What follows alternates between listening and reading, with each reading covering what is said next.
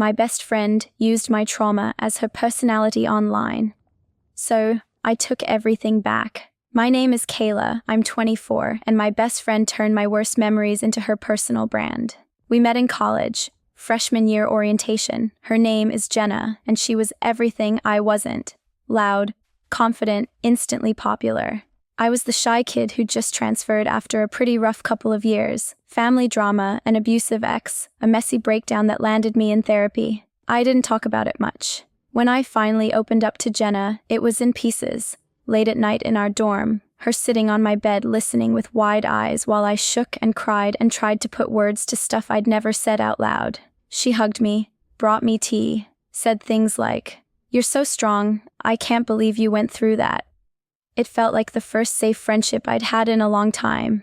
Over time, I told her everything. The controlling ex, the night he locked me in his apartment and smashed my phone, the way my mom blamed me for drama, the panic attacks, the hospital bracelet I still keep in a drawer. She was the only person who knew it all. She said I could trust her with my life. While all of that was happening, Jenna started getting into social media. At first it was harmless. She posted outfits, campus vlogs, day-in-my-life stuff. Then she leaned into mental health content.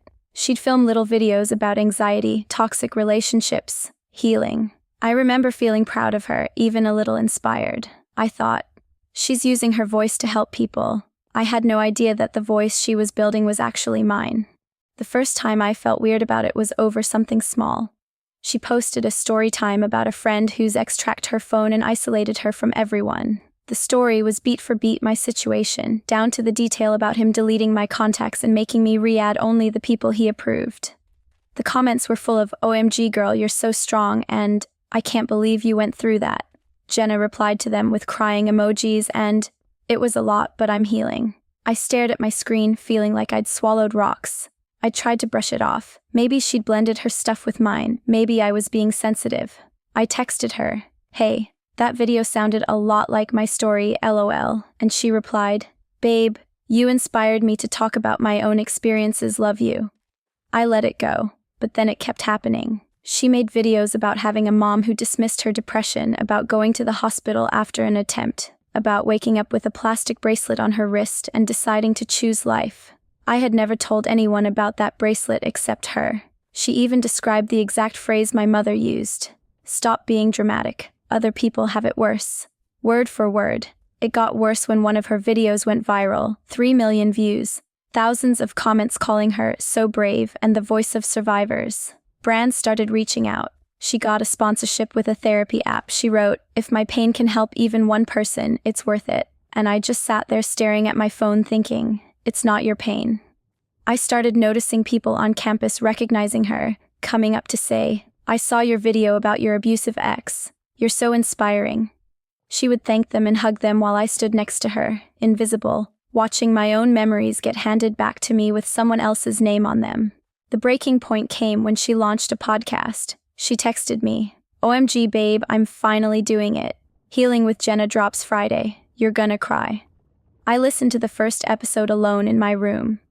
Within 10 minutes she was telling her story in full. The controlling ex, the phone smashing, the night in the ER, the mom who didn't believe her. Only now there were added dramatic details that never happened to either of us, a mysterious scar, a dramatic confrontation at a police station, because, in her words, it makes the story hit harder. She talked about her hospital roommate who was actually me, sobbing into my pillow while we waited for a psych eval. She described my panic attack as the moment I realized I had to choose myself, and then plugged her affiliate link for the therapy app. I sat there shaking, listening to my own breakdown repackaged as an inspirational arc to sell subscriptions. The worst part, she used my actual trauma as proof that she was qualified to talk about mental health. The episode description said, "Trigger warning, abuse, self-harm, nothing graphic." And then, "If you're struggling like I was, know that you're not alone." I confronted her after class the next day. I told her flat out, "You're telling my story like it's yours." She laughed at first, like I was joking. When she realized I wasn't, she switched to defensive mode fast. "Kayla, trauma isn't a competition," she said. "We've been through similar things, our stories overlap. I'm allowed to talk about my healing. Besides, no one knows it's you." I said, I know it's me.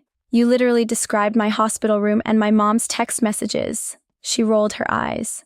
You're being so sensitive. People are getting help from this. Why are you trying to make it about you? That sentence snapped something in me. It was about me. The whole time. I walked away from her that day knowing that if I didn't draw a line, she was going to keep building a whole career out of pieces of me I hadn't even finished processing. When I say I took everything back, I don't mean I burned her life down. I mean I finally claimed my own. First, I wrote my story in my own words. No aesthetic filters, no background music, no sponsorships. Just a long post on my own account starting with, "This is my story, not anyone else's," and laying out what happened to me and how it had been taken. I didn't name her directly, but I gave enough context that the people who knew us understood. Then I did something that terrified me. I emailed the brands she was working with. I said, the story she's using to market her mental health platform isn't hers, it's mine. I never consented to it being shared. I included timestamps from her podcast where she described events she had never lived, screenshots of old texts where I had told her those stories first, proof that she knew exactly whose pain she was monetizing. Some of them never replied. One did, and quietly ended the partnership. The real fallout came socially. People started asking questions in her comments. Wait, I thought this was your friend's story. Why did you say you were in the hospital when you weren't? She made a teary clarification video calling it a miscommunication and saying that healing is communal. It didn't hit the way she wanted. A lot of people unfollowed. Our mutual friends picked sides. Some called me dramatic. Others DM'd me to say I always felt weird about how specific she was being. I blocked her everywhere. I told her in one final message that until she publicly acknowledged what she'd done and stopped using my trauma as her identity, I wanted nothing to do with her. Then I went completely quiet. No subtweets, no clapbacks. I poured my energy into therapy, into school, into hobbies that had nothing to do with being broken or inspirational. I refused to let Survivor be my whole personality, online or offline. Months later, she sent me a long email apologizing, saying she lost herself in the content machine and forgot there were real people attached to the stories. I haven't answered yet. I don't know if I ever will. So here's my question for you. Listening to this. If someone took your deepest wounds and turned them into their brand, wrapped your pain in their name and sold it as empowerment, could you ever trust them again? Or is the act of stealing a story so intimate that the only real way to take it back is to walk away and write the next chapter without them in it at all?